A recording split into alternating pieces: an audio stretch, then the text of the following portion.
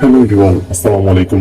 বদলে যাবে পুরো বাংলাদেশের পরিবহন জগৎ। একদম আমূল পরিবর্তন আসছে দেশের পরিবহন সেক্টর, বিশেষ করে বাস সেক্টরে।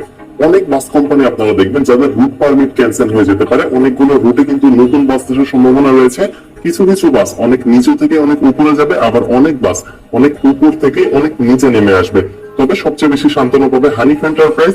আপনারা দেখবেন যে কিছু কিছু লোকাল অপারেটর কিন্তু বড় বড় অপারেটরকে ছাড়িয়ে যাবে, যেমনটা এই ভিডিওতে আপনারা দেখতেছেন।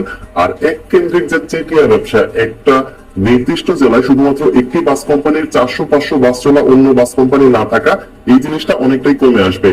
উদিত হবে পরিবহন জগতে এক নতুন সূর্য।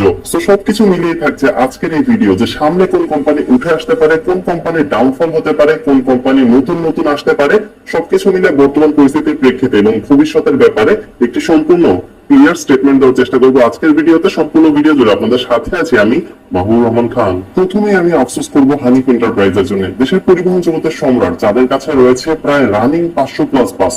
তবে বিগত 8 বছরে তারা একটি এসি বাস নামিয়েছে, সেটি রেজিস্ট্রেশন নাম্বার নিয়েও ব্যাপক কাহিনী। সময়ের সেই নিউজ তো আপনারা দেখেইছেন। তবে এত কিছুর কারণ কি? কেন হানিফ এন্টারপ্রাইজ এত সাকসেসফুল অপারেটর হওয়ার পরও এসি বাস নামাতে পারছে না? নিশ্চয়ই কোনো রিজন আছে, তবে সবকিছু আসলে মুখ ফুটিয়ে বলতে নেই।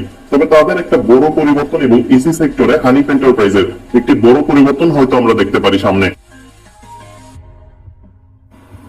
কেউ কেউ বসেই পেয়ে গেছে একদম গরম গরম ভাত। রুট পারমিটের পাশাপাশি বেহিসাবি বাস নামিয়েছে অনেক বাস কোম্পানি, যেখানে একটু বাস নামাতে সমস্যা হয়েছে অনেক বাস কোম্পানিকে। আমি বলছি না যে সামনে অপোজিশনের এই আসলে এই সমস্যা হবে কিংবা এই আসলে এই কোম্পানি রাইজ করবে।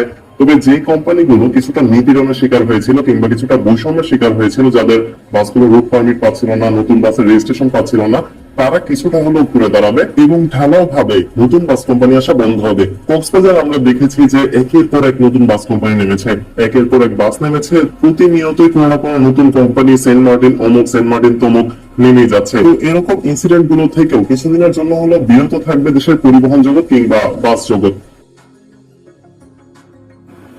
পদ্মা সেতু হওয়ার পরে পদ্মা সেতু দিয়ে নতুন বাস রুট গুলো নিতে ব্যাপক কিন্তু অর্থ খরচ করেছে বাস কোম্পানিরা কিংবা বাস মালিকরা। এ নিয়ে কিন্তু ভিন্ন মাত্র কোনো সন্দেহ নেই বলা যায়। তবে বর্তমান পরিস্থিতি কিরকম হবে এই নিয়ে আসলে আমি অনেকটাই আশাবাদী।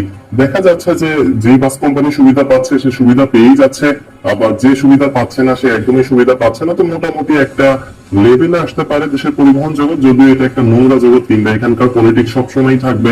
সবসময় যে পাওয়ারে থাকবে সে অন্যকে দাবিয়ে রাখার চেষ্টা করবে। তবে আশা করা যাচ্ছে কিছুটা হলেও শুধরাবে।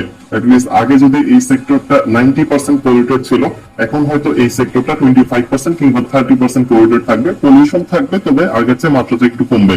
এটাই হচ্ছে বর্তমানের কাহিনী। আর আরেকটা জিনিস যেটা আমরা লক্ষ্য করতাম, যে বাস বাড়ানোর পরেও কিন্তু অনেক কোম্পানি রুট পারমিট পেল না। দেখা গেল তাদের নতুন বাসগুলো গ্যারেজ থেকে বের হয়ে গেছে, মাসের পর মাস বসে আছে, তবে রুট পারমিট পাচ্ছে না। এই বিষয়গুলো অনেকটাই অ্যাভয়েড করা যাবে ইনশাল্লাহ সামনে। পরিশেষে দেশের সব ধরনের সেক্টরে আমরা কোনো রাজনৈতিক পরিস্থিতি চাই না। ক্যাম্পাসে আমরা চাই না কোনো ছাত্র দল, ছাত্রলীগ, ছাত্র শিবির হোক।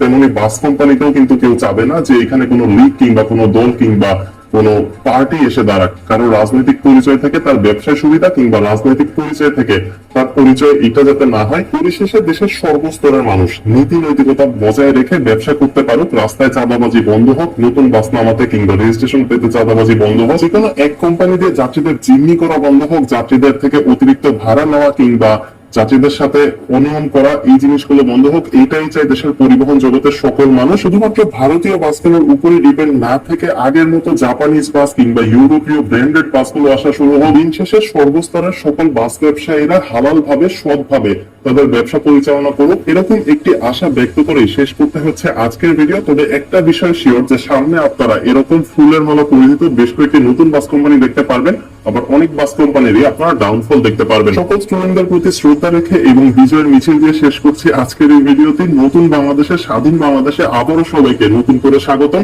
আমাদের